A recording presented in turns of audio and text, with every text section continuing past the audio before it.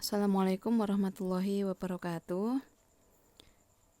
Pada pertemuan kelima hari ini tentang ekonomi Islam, masuk kepada materi ekonomi makro Islam. Sering kita ketahui ya bahwasanya di dalam ekonomi itu ada rumus Y sama dengan C plus I plus G plus ekspor impor. Nah, pada pertemuan kali ini kita akan membahas sektor pemerintah. Itu adalah rumus perekonomian kecil atau perekonomian di dalam negeri. Insya Allah untuk pertemuan berikutnya adalah tentang perekonomian luar negeri, yaitu ekspor dan impor. Aktivitas utama dalam perekonomian, para pelaku-pelakunya itu diantara lain ada rumah tangga, ya, kemudian perusahaan atau bisnis, dan yang ketiga adalah pemerintah, government.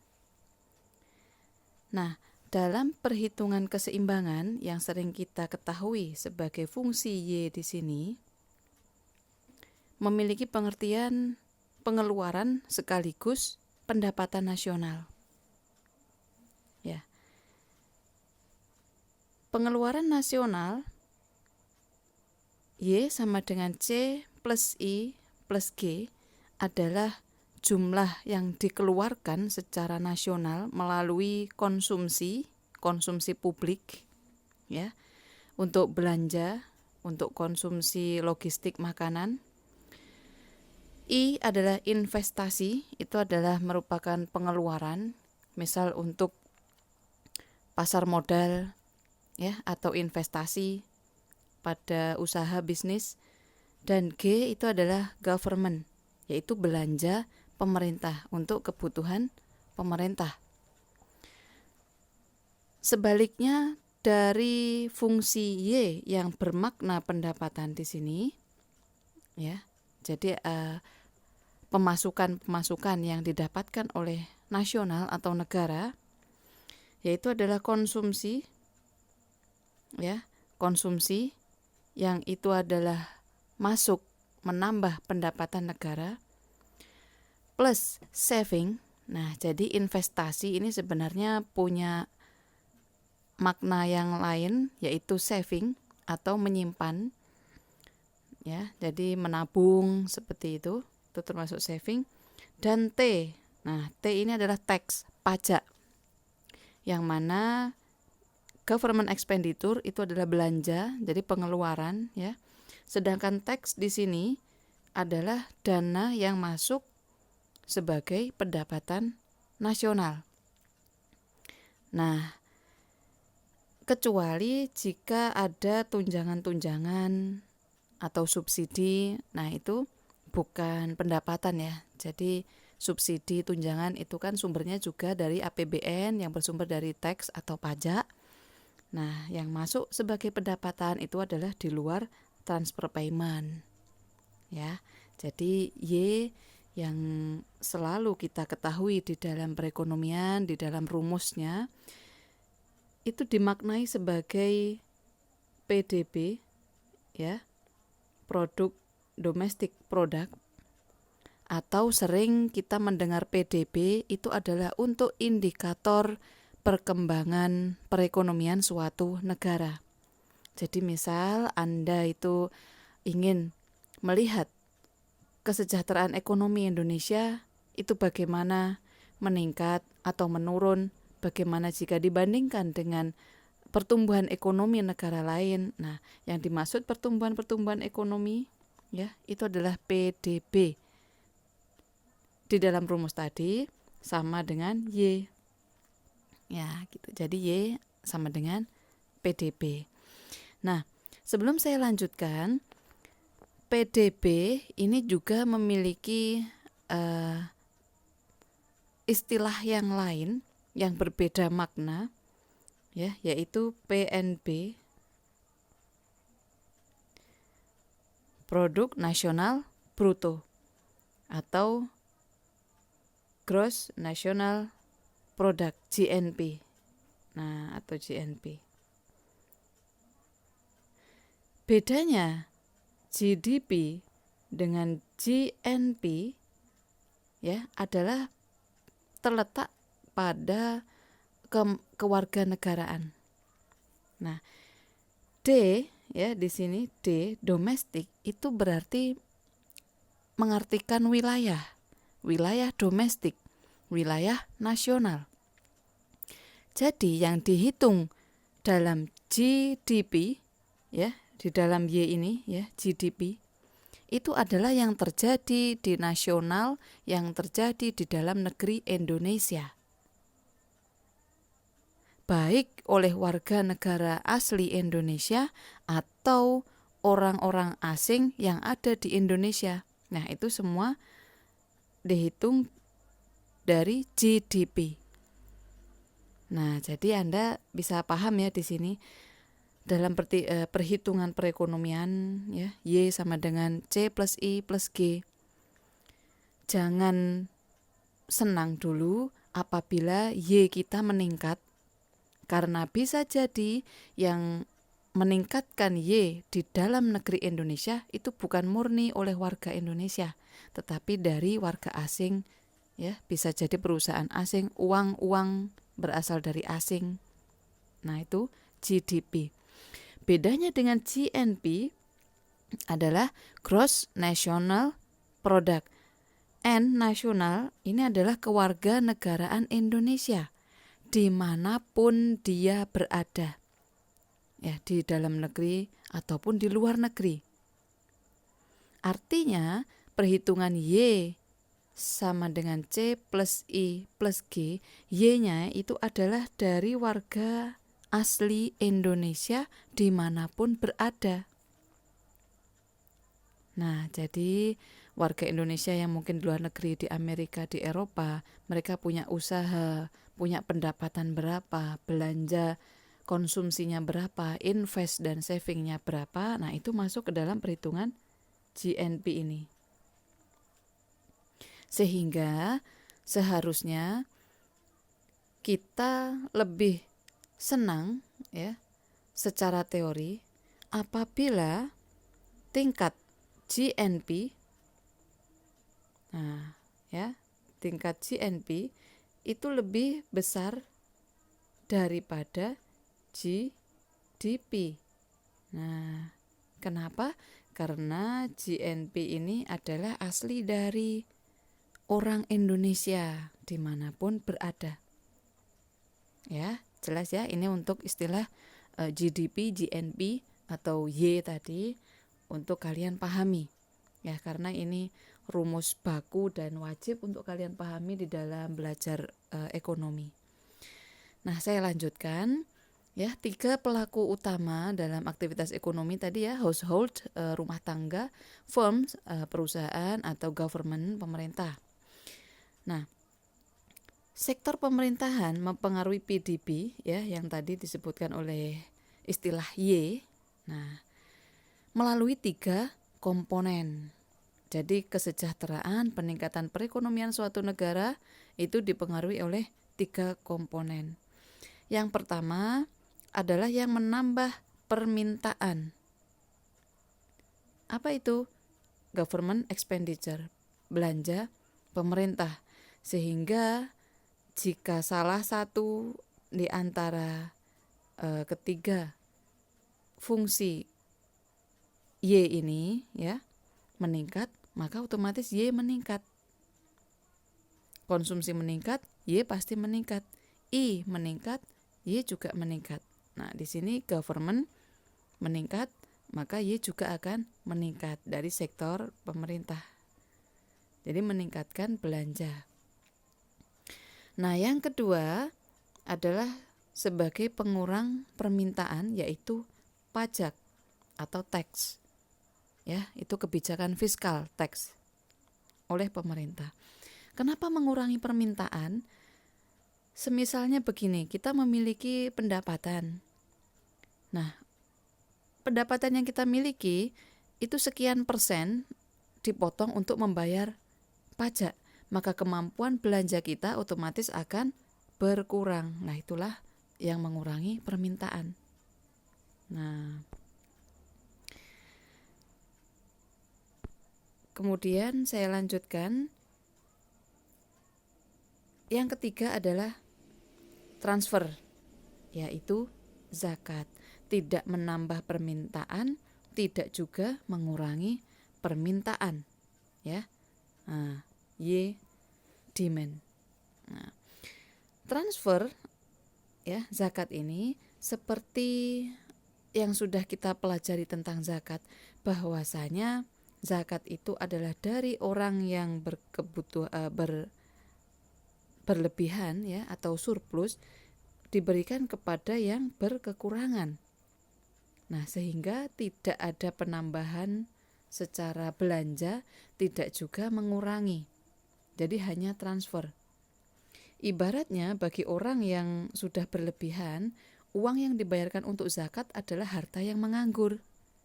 Jadi tetap, ya, orang kaya itu kalau belanja ya belanja saja, meskipun dia sedekah, belanjanya tidak akan berkurang. Kemudian uang yang diberikan tadi diterima oleh pihak yang berkekurangan, digunakan untuk belanja. Karena misal orang miskin itu untuk makan saja kurang, mendapatkan zakat, maka dia harus belanja untuk memenuhi kebutuhannya, misalnya untuk beli makan. Nah, sehingga tidak ada penambahan atau pengurangan permintaan. Zakat di sini fungsinya adalah transfer, yang pada jangka panjangnya ini malah akan bisa meningkatkan permintaan karena orang-orang miskin kemampuan belanjanya meningkat, gitu, ya. Ini yang surplus ini adalah muzaki. Nah, yang negatif ini adalah dari mustahik tadi, ya. Variabel kebijakan yang bisa dikendalikan oleh sektor pemerintahan, ya, government. Yang pertama itu adalah dari tax atau pajak. Jika kita lihat dari perekonomian konvensional, ya, pajak ini merupakan variabel PDB, ya, atau GDP untuk tingkat perekonomian yang sepenuhnya dikendalikan oleh pemerintah, yang tujuannya adalah untuk mengelola secara makroekonomi. Nah, jadi makro, baik dalam negeri maupun luar negeri, devisa negara, cadangan devisa, dan lain sebagainya. Nah, sehingga teks atau pajak ini memang wewenang mutlak oleh pemerintah, dan mau tidak mau kita sebagai warga negara itu memang terkena kewajiban untuk membayar zakat sesuai dengan peraturan.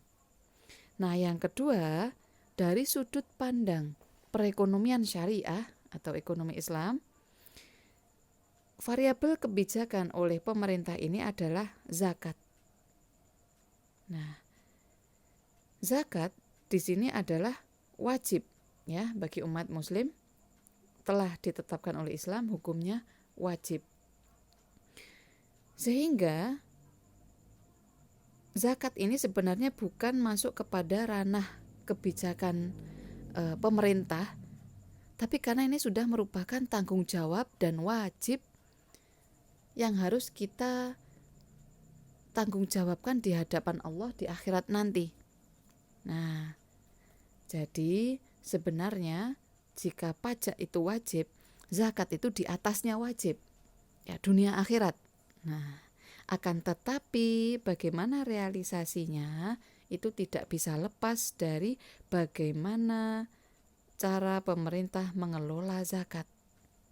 Nah, seperti yang kita ketahui, di Indonesia ini sangat disayangkan terkait zakat ini belum sepenuhnya bisa di concern, ya, oleh pemerintah, sehingga potensinya yang begitu besar itu belum bisa maksimal dicapai. Konsep ekonomi Islam dalam kebijakan fiskal ini bertujuan untuk mengembangkan suatu masyarakat yang dasarnya adalah distribusi kekayaan, ya, dari pertemuan awal kita sudah membicarakan tentang konsep ekonomi Islam, dan permasalahan ekonomi Islam adalah distribusi. Ya, sehingga dunia akhirat itu menjadi tujuan utama dalam perekonomian Islam. Nah, sektor pemerintah ini yang bisa dikendalikan adalah dari kebijakan fiskal, ya. Nah, sebelum saya lanjutkan, untuk kalian ketahui bahwa juga ada dua macam kebijakan. Selain kebijakan fiskal, itu ada kebijakan moneter. Nah, apa moneter itu? Moneter itu money. Money artinya uang. Nah, siapa yang bisa mengendalikan uang dan kebijakan tentang uang? Itu adalah ranahnya Bank Indonesia atau Bank Sentral, yang tujuannya adalah menjaga stabilitas harga, nilai tukar uang rupiah di dalam negeri dan di mata uang asing. Nah, itu kebijakan moneter. Tapi untuk pemerintah, maka kebijakannya adalah kebijakan fiskal, yaitu pajak. Nah, bagaimana terkait zakat dan pajak ini? Ya, jumhur ulama ya boleh mengambil pajak meskipun di negara muslim itu sudah diwajibkan untuk membayar zakat. Nah, untuk orang non-muslim itu memang sudah ada kewajiban pajak ya, karena orang non-muslim itu tidak diwajibkan zakat, sehingga kewajibannya hanya pajak. Terus bagaimana sebagai umat muslim kita double ya, setelah membayar zakat kemudian membayar pajak. Nah, apabila kita hidup di negara yang memberlakukan peraturan dan perekonomian Islam, ya, boleh mengambil pajak itu, tetapi dengan syarat, ya, jika harta zakat yang dibayarkan itu belum bisa menutup anggaran negara atau APBN atau kebutuhan-kebutuhan untuk berjalannya suatu negara, maka itu boleh untuk mengambil pajak dari orang muslim, ya. Dan di sini bagaimana yang harus kita lakukan? Itu adalah membayar keduanya. Zakat kita lakukan ya karena wajib, dan pajak kita juga harus membayar kepada negara, karena zakat dan pajak di sini berbeda penggunaannya. Ya, zakat itu sudah ketentuan dari agama, dari Allah, siapa yang dikenakan harta apa saja, berapa besar, berapa persen, dibayarkan setiap berapa tahun, dan untuk siapa saja itu sudah ditentukan. Berbeda dengan pajak. Nah, pajak ini bisa untuk membayar misalnya PNS ya, tunjangan, gaji ke-13 dan lain sebagainya. Nah, padahal beliau-beliau orang yang berkecukupan, berbeda dengan zakat. Nah, zakat ini jelas untuk siapa harta zakat harus dibelanjakan. Nah, jadi kita sebagai umat muslim harus membayarkan keduanya, zakat dan pajak. Hakikat dan tujuan antara zakat dan pajak ini memang ada perbedaan yang mendasar, ya.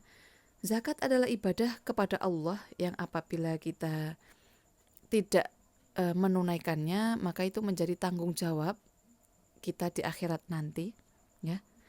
Kemudian zakat itu untuk membersihkan harta kita supaya hal-hal yang tercampur dengan yang haram, yang tidak benar, itu bisa menjadi suci, bersih, sehingga apabila kita belanjakan untuk makanan, itu makanan yang masuk ke dalam perut dan tubuh kita itu makanan yang halal.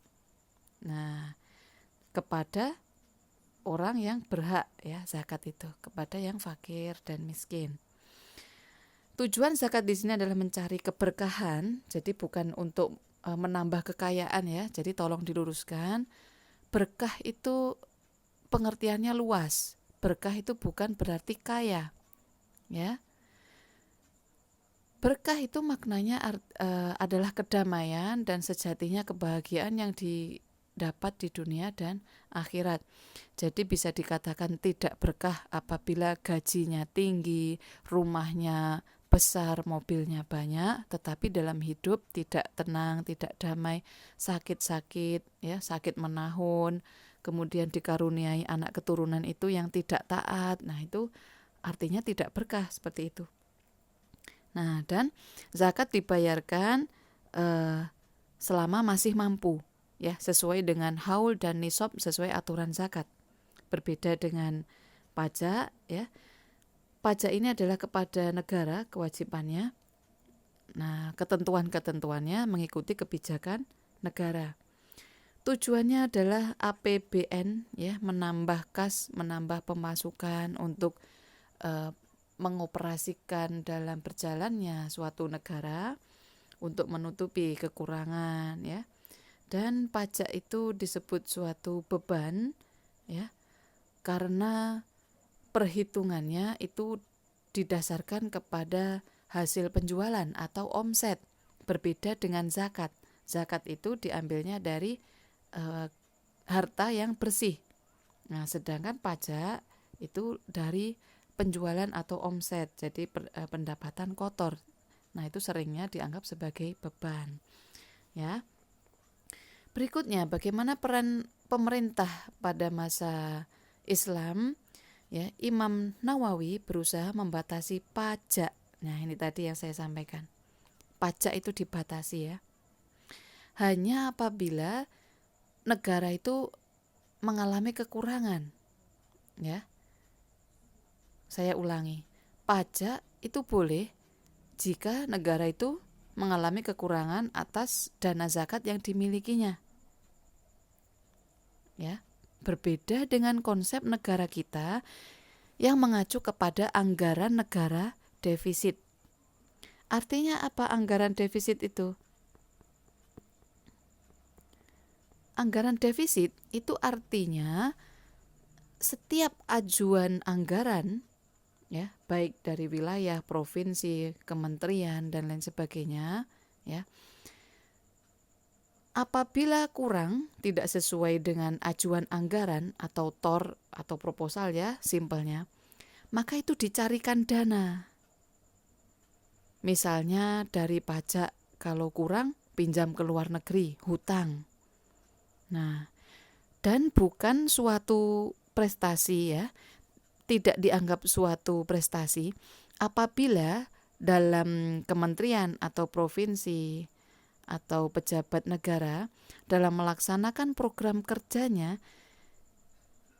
itu bisa menekan biaya serendah-rendahnya, ya. Jadi anggarannya itu sisa.